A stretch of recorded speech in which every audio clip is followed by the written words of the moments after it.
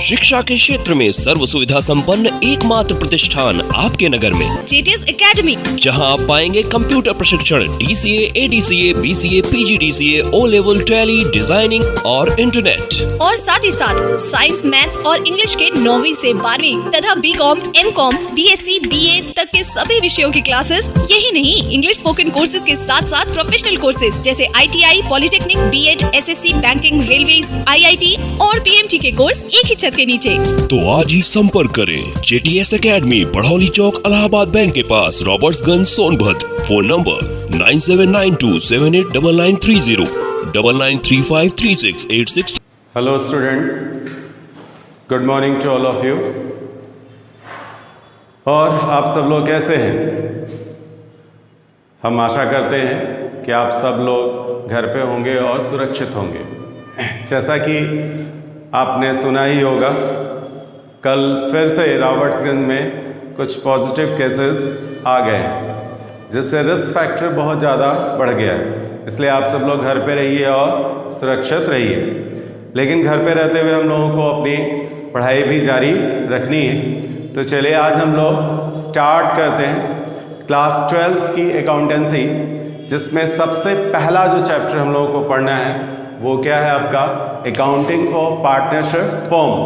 तो क्लास 12 की अकाउंटेंसी पढ़नी है हम लोगों को। क्लास 12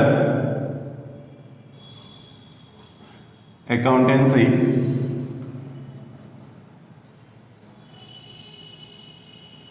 में जो सबसे पहला चैप्टर हम लोगों को पढ़ना है वो है आपका अकाउंटिंग फॉर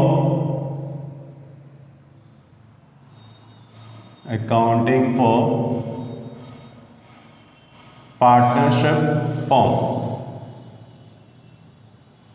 पार्टनरशिप फॉर्म की अकाउंटिंग कैसे करते हैं हम लोग? अब पार्टनरशिप फॉर्म की अकाउंटिंग में या पार्टनरशिप फॉर्म की जब अकाउंटिंग हम लोग करेंगे तो इसमें कुल हम लोगों को 4 चैप्टर मेनली पढ़ने हैं, जिसमें सबसे पहला जो चैप्टर है वो है आपका फंडामेंटल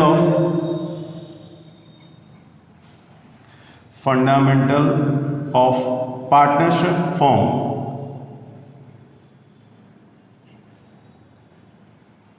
जबकि दूसरा जो चैप्टर है वो है आपका एडमिशन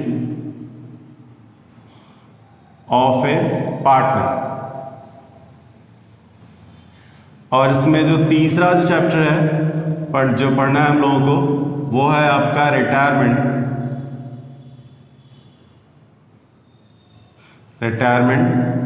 और डेथ ऑफ ए पार्टनर। और जो चौथा चैप्टर है वो है आपका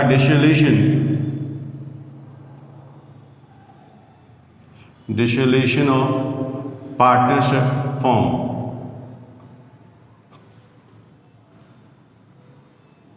तो कहने का मतलब ये कि अकाउंटिंग फॉर पार्टनरशिप फॉर्म में मेनली यदि देखा जाए तो ये कुल 4 चैप्टर्स पढ़ने हैं। इन 4 चैप्टर्स के थ्रू पार्टनरशिप फॉर्म की अकाउंटिंग हम लोग डिस्कस करेंगे। तो 1 बाय 1 करके एक एक चैप्टर्स हम लोग क्रमशः पढ़ेंगे। सबसे पहला चैप्टर आपका क्या है? Fundamental of partnership form. तो चलिए स्टार्ट करते हैं फंडामेंटल ऑफ पार्टनरशिप फॉर्म। ठीक है,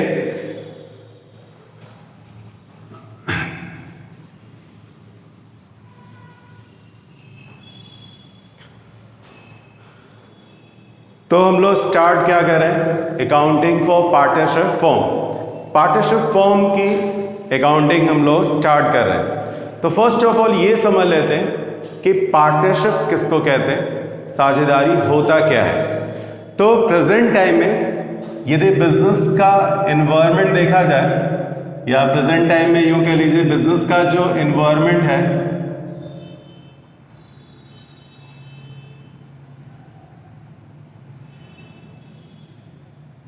प्रेजेंट टाइम में जो व्यापार का वातावरण चल रहा है उसमें मेनली 3 तरह से ही आजकल बिजनेस किए जा रहे हैं। एक आपका है सोल प्रोप्राइटरशिप बिजनेस,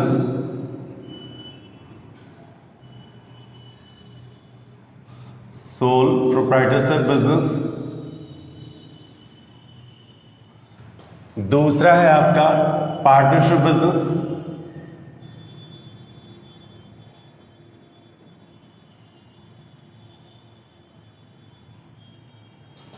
जबकि तीसरा है आपका companies business.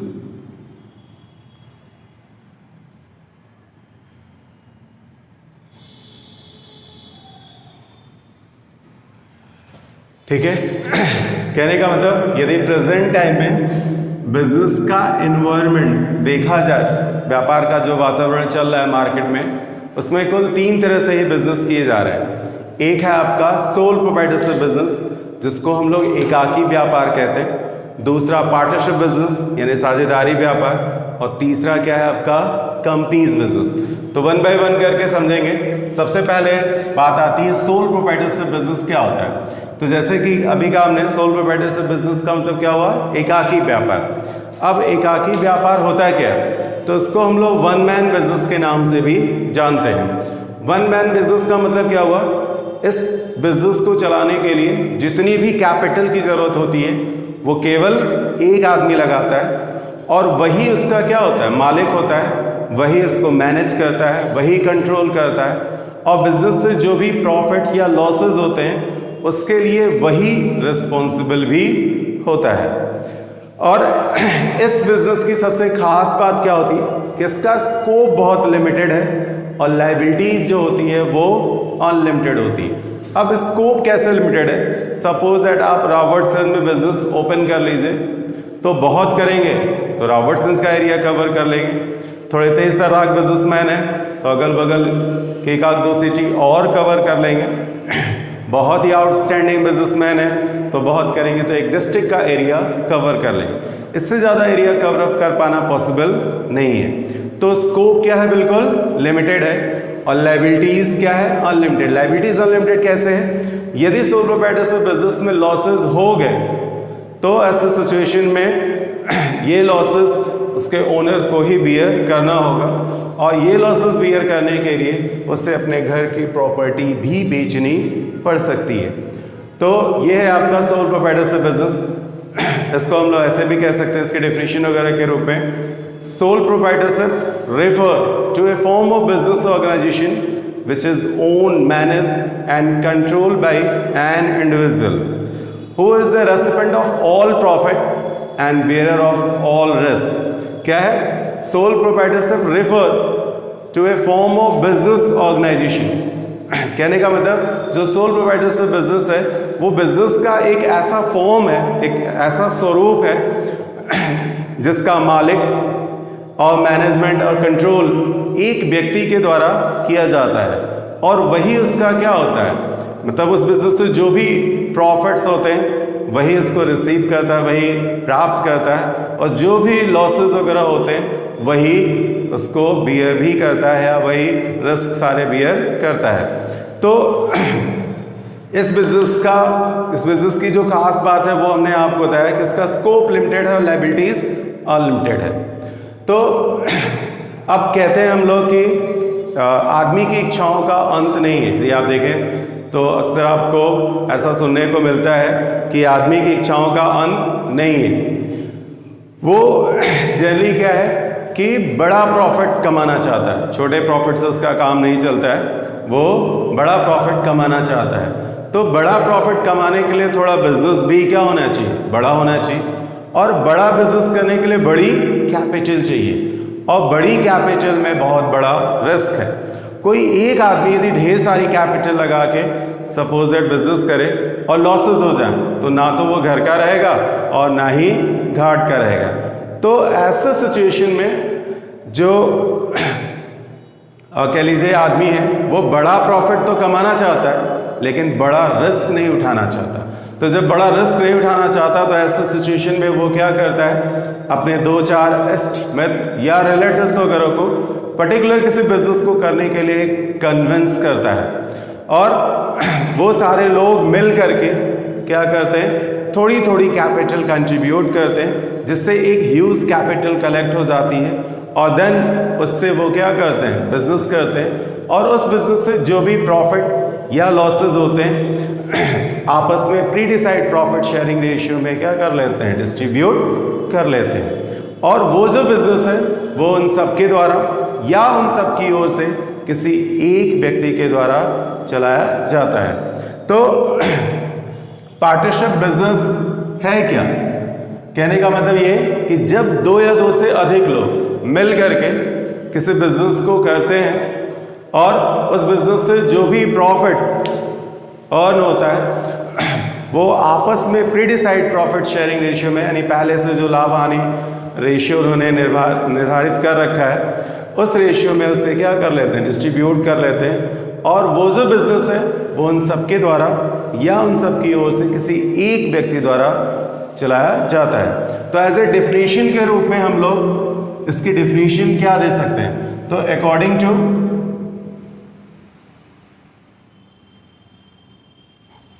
According to Indian Partnership Act, Indian Partnership Act 1932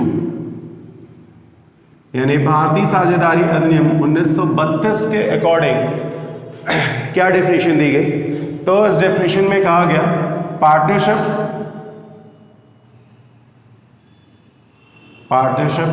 as the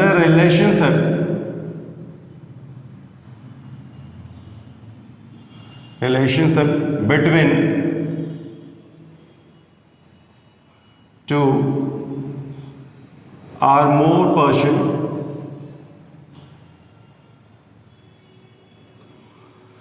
partnership is the relationship between two or more person. जो पार्टनरशिप है वो दो या दो से अधिक व्यक्तियों के बीच का क्या है, एक संबंध है। तो partnership is the relationship between two or more person who have agreed to the share of profit of a business।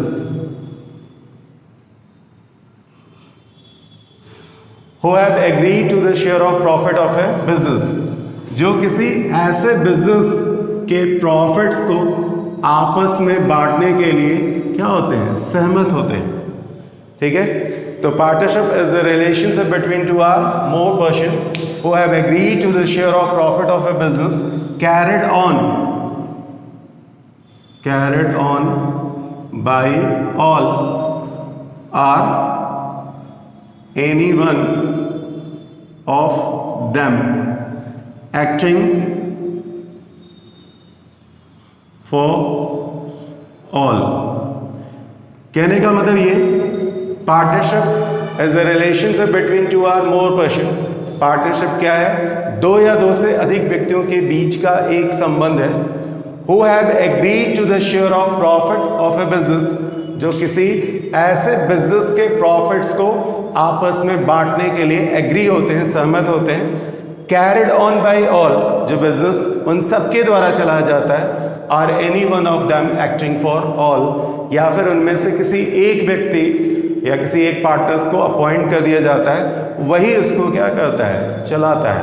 तो ध्यान रखिएगा, पार्टनरशिप क्या है, दो या दो से अधिक व्यक्तियों के बीच का एक संबंध है जो किसी ऐसे बिजनेस के प्रॉफिट को आपस में बांटने के लिए एग्री होते हैं, सहमत होते हैं, जो बिजनेस उन सबके द्वारा या फिर उनमें से किसी एक व्यक्ति के द्वारा चलाया जाता है। अब इसके कुछ इंपॉर्टेंट रूल्स हैं, उसके बारे में भी थोड़ा हम लोग डिस्कशन कर लेते हैं।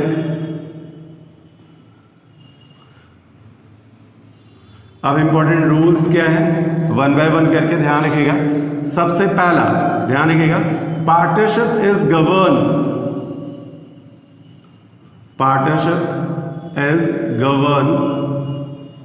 Bye partnership deed.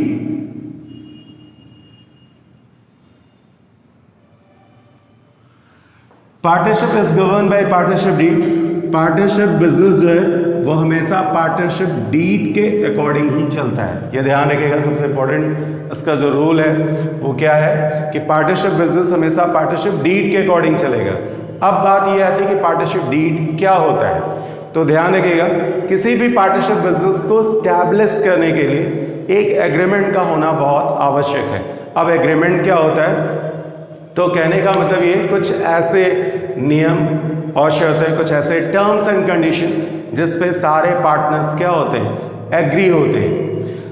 अब कुछ ये जो टर्म्स एंड कंडीशन है, ये कोई ज़रूरी नहीं है कि ये रिटन में ही हो, ओरल भी हो सकते हैं, लेकिन इन फ्यूचर कोई डिस्प्यूट ना हो, कोई विवाद ना हो, तो उस विवाद से बचने के लिए इसे हम लोग क्या कर लेते हैं, रिटन में लिख लेते हैं। तो यही क्या हो जाता है, आपका पार्टनरशिप डीड हो जाता है। यानी पार्टनरशिप डीड जो है वो एक क्या है, रिटन डॉक्यूमेंट्स है। एज लाइक हम ऐसे कह सकते हैं, partnership deed is the written document which contains the terms of agreement is called partnership deed. It is also called article of partnership. यानी कहने का मतलब जो पार्टनरशिप डीड है वो क्या है, एक रिटन डॉक्यूमेंट्स है जिसपे कुछ टर्म्स एंड कंडीशंस क्या होते हैं, लिखे होते हैं, जिसपे सारे पार्टनर्स क्या होते हैं, एग्री होते हैं। तो कहने का मतलब ये कि जब पार्टनरशिप बिजनेस स्टार्ट किया जाता है तो पार्टनर्स आपस में मिल करके कुछ टर्म्स एंड कंडीशन डिसाइड कर लेते हैं और वो टर्म्स एंड कंडीशन एक पेपर पे लिख लिया जाता है। देन उस पर सारे पार्टनर्स अपना सिग्नेचर वगैरह करके उसको ऑथराइज कर लेते हैं। देन वही क्या हो जाता है, आपका पार्टनरशिप डीड। और इसको हमने कहा it is also called article of partnership. ये कह लीजिए कि साझेदारी का अंतर नियम होता है। यानी जो पार्टनरशिप बिजनेस है वो इसी रूल रेगुलेशन या टर्म्स एंड कंडीशन के अकॉर्डिंग ही गवर्न होता है। ठीक है, ध्यान रखिएगा। फिर अब बात ये आती कि पार्टनरशिप डीड में कौन कौन से टर्म्स एंड कंडीशन होते हैं। ये सबसे इंपॉर्टेंट फैक्टर है, इसको हमें समझने की ज़रूरत है।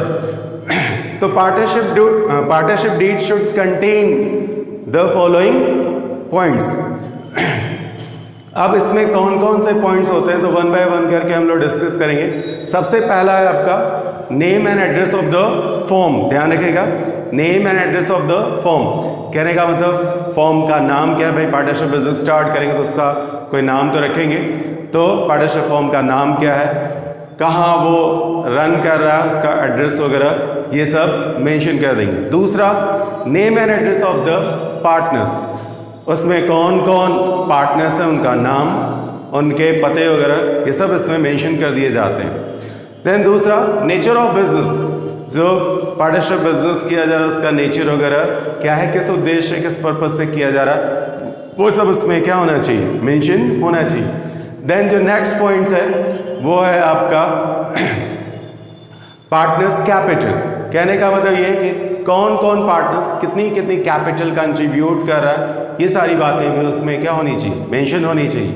देन नेक्स्ट पॉइंट इसमें क्या है, interest on capital.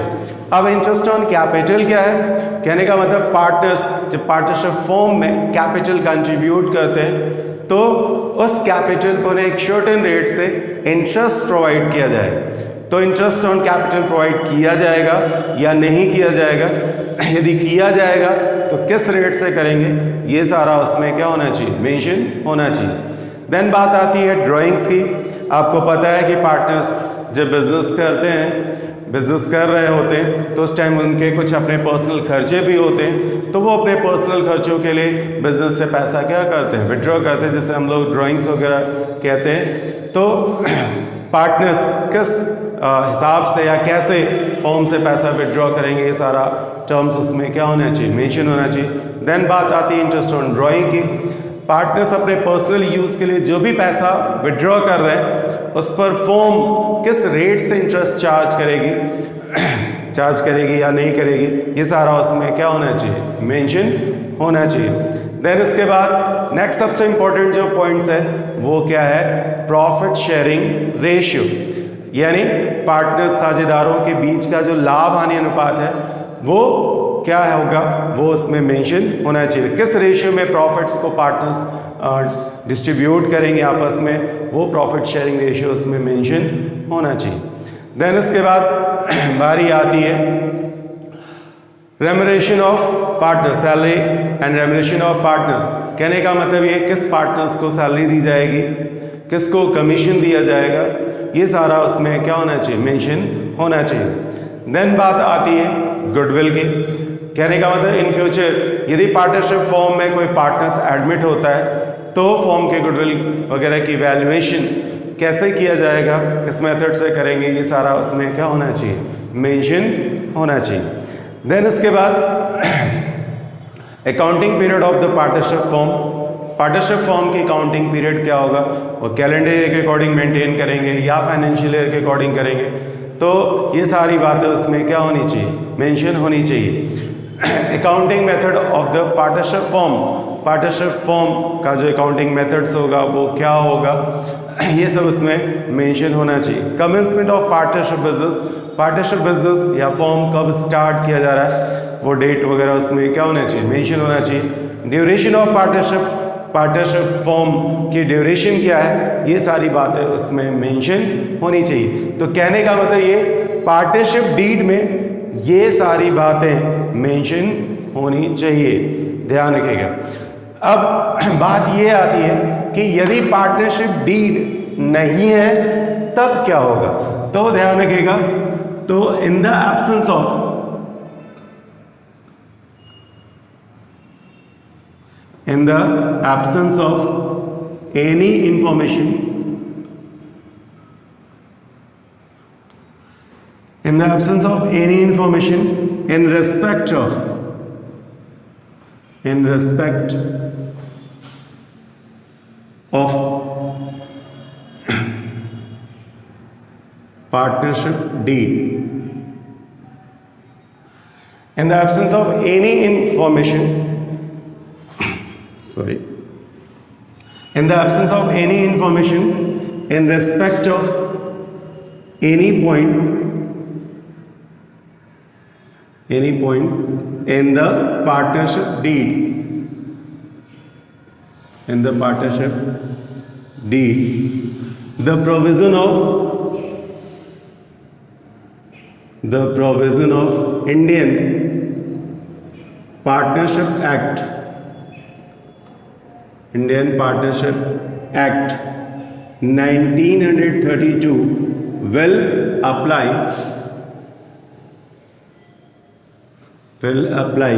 which are as follow। क्या कह रहा है, in the absence of any information in respect of any point in the partnership deed, कहने का मतलब ये कि पार्टनरशिप डीड में किसी पॉइंट से रिलेटेड यदि कोई इंफॉर्मेशन एब्सेंस है यानी नहीं दिया है, तब क्या कहता है, the provision of Indian Partnership Act 1932 will apply which are as follow. तो ऐसे सिचुएशन में क्या होगा, भारतीय साझेदारी अधिनियम 1932 क्या हो जाता है, अप्लाई हो जाता है, जो कि निम्नलिखित है। यानी ध्यान रखिएगा, पार्टनरशिप डीड में किसी पॉइंट से रिलेटेड यदि कोई इंफॉर्मेशन नहीं दिया गया तो ऐसे सिचुएशन में वहाँ पे भारतीय साझेदारी अधिनियम 1932 क्या हो जाता है, अप्लाई हो जाता है। देन पार्टनरशिप जो बिजनेस है वो उसके अकॉर्डिंग गवर्न होता है। तो अब इंडियन पार्टनरशिप एक्ट 1932 में क्या क्या बातें हैं, तो वन बाय वन करके हम लोग देखेंगे। तो इसमें कुल 5 बातें दी गई हैं। पहला, partner will share profit and loss equally. ध्यान रहे, partner will share profit and loss equally. कहने का मतलब ये है कि साझेदारों के बीच का जो लाभ हानि अनुपात होगा वो क्या होगा, बराबर और बराबर होगा। याद है हमने आपको बताया पार्टनरशिप बिजनेस हमेशा पार्टनरशिप डीड के अकॉर्डिंग चलता है। यदि पार्टनरशिप डीड में प्रॉफिट शेयरिंग रेशियो दे रखा है, लेट दैट जैसे मान लीजिए 2 पार्टनर्स हैं एक्स एंड वाई, इनका जो प्रॉफिट शेयरिंग रेशियो है ये डिसाइड कर लिया गया 3:2 है पार्टनरशिप डीड में। जब पार्टनरशिप बिजनेस स्टार्ट किया जा रहा था तो जो रिटन डॉक्यूमेंट्स है उस रिटन डॉक्यूमेंट्स में प्रॉफिट शेयरिंग रेशियो मेंशन कर दिया कि एक्स और वाई के बीच का जो लाभ हानि अनुपात है वो 3:2 होगा, यानी 3:2 होगा। तो जैसा कहता है उसके अकॉर्डिंग ही होगा। यानी तब बिजनेस के अकॉर्डिंग ही गवर्न होगा। पार्टनर्स आपस में 3:2 के रेशियो में ही प्रॉफिट को डिस्ट्रीब्यूट करेंगे। लेकिन यदि पार्टनरशिप डीड में प्रॉफिट शेयरिंग रेशियो के बारे में सपोज दैट कोई इंफॉर्मेशन नहीं दिया गया, यानी क्वेश्चंस क्या है, साइलेंट है प्रॉफिट शेयरिंग रेशियो के बारे में, तो ऐसे सिचुएशन में पार्टनर्स के बीच का जो प्रॉफिट शेयरिंग रेशियो होगा वो क्या होगा, इक्वल होगा, यानी 1:1 हो जाएगा। ठीक है, ध्यान रखिएगा।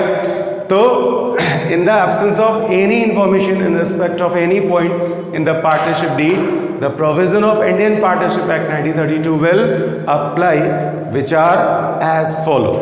जिसमें पहला पॉइंट है partner will share profit and loss equally, साझेदारों के बीच का जो लाभ हानि अनुपात होगा वो क्या होगा, बराबर और बराबर होगा।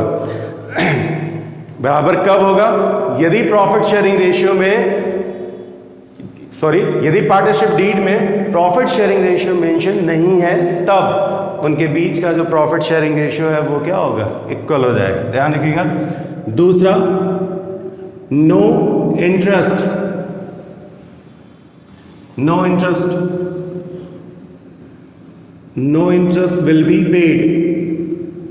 will be paid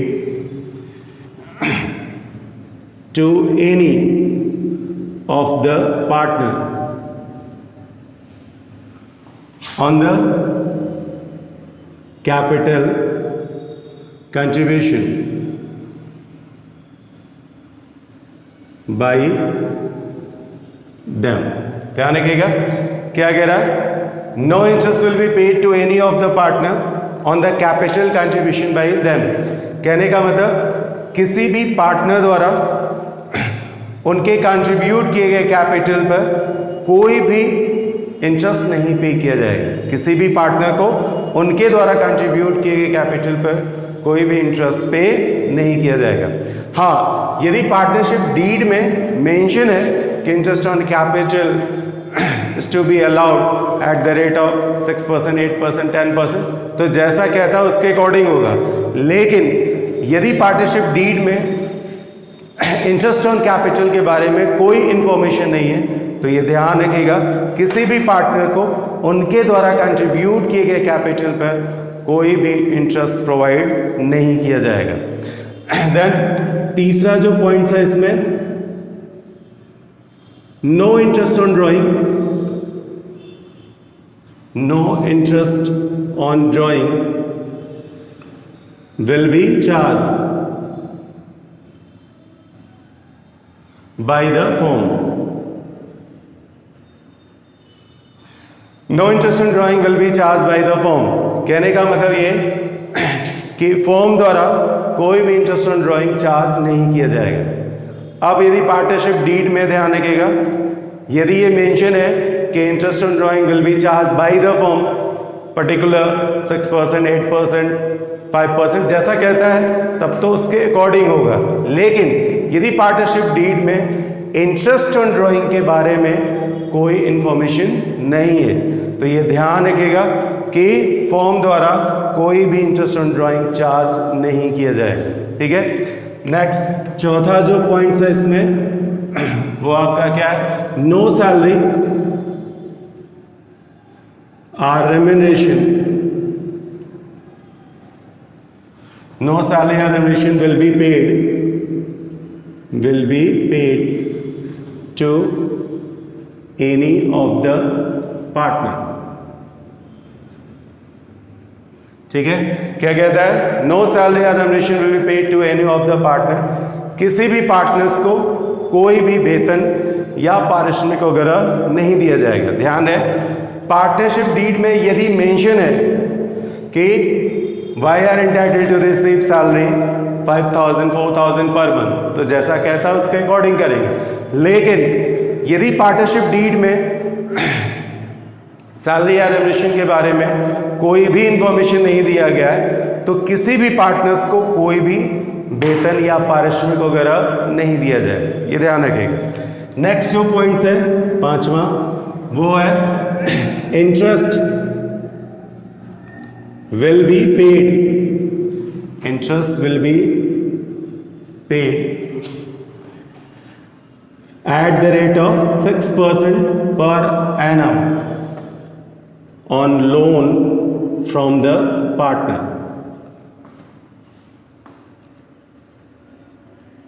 क्या कह रहा है? Interest will be paid at the rate of 6% per annum on loan from the partner.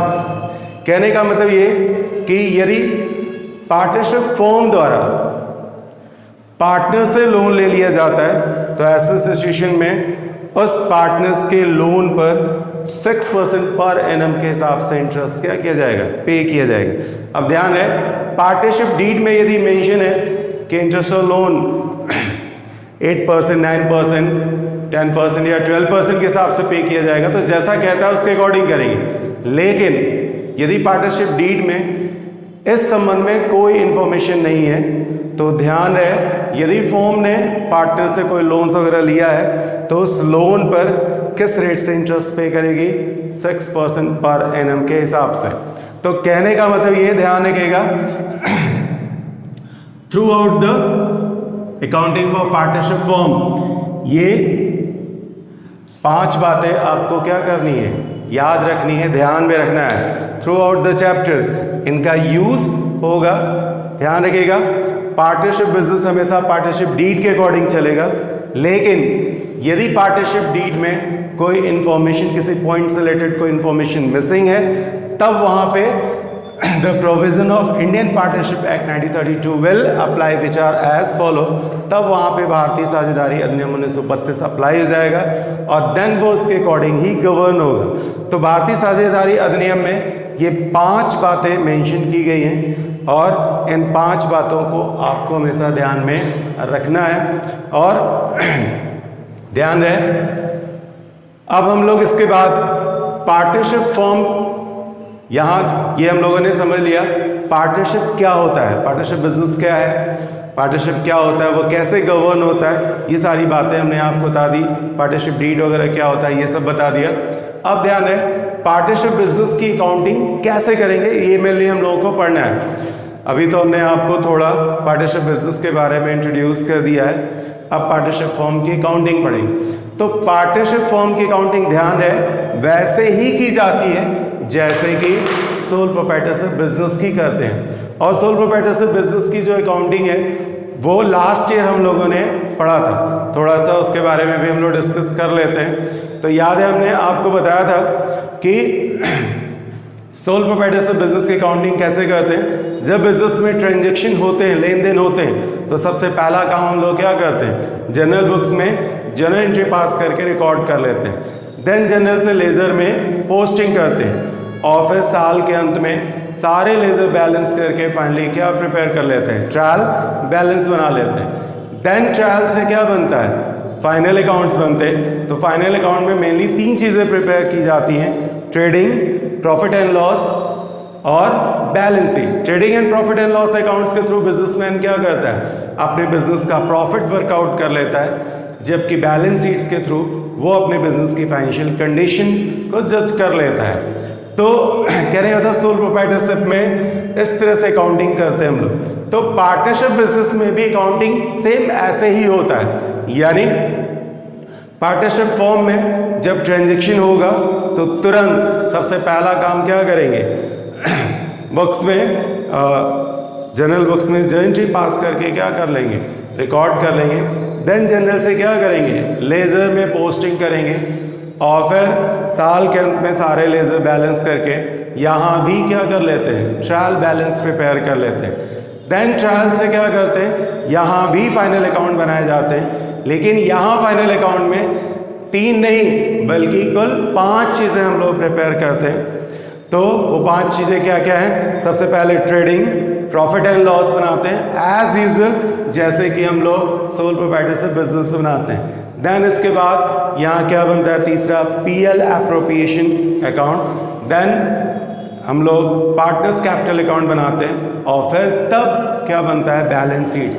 यानी पार्टनरशिप फॉर्म की जब हम अकाउंटिंग करेंगे तो सोल प्रोप्राइटरशिप बिजनेस की अकाउंटिंग के रिस्पेक्ट में 2 एक्स्ट्रा चीज़ें हमको यहाँ प्रिपेयर करना है। वो है पीएल एप्रोप्रिएशन और पार्टनर्स कैपिटल अकाउंट। तो ये पीएल एप्रोप्रिएशन और पार्टनर्स कैपिटल अकाउंट्स वगैरह कैसे बनाए जाते हैं जब हम लोग पार्टनरशिप बिजनेस की काउंटिंग करते हैं, तो वो आपको नेक्स्ट वीडियो में कल आपको बताया जाएगा। धन्यवाद।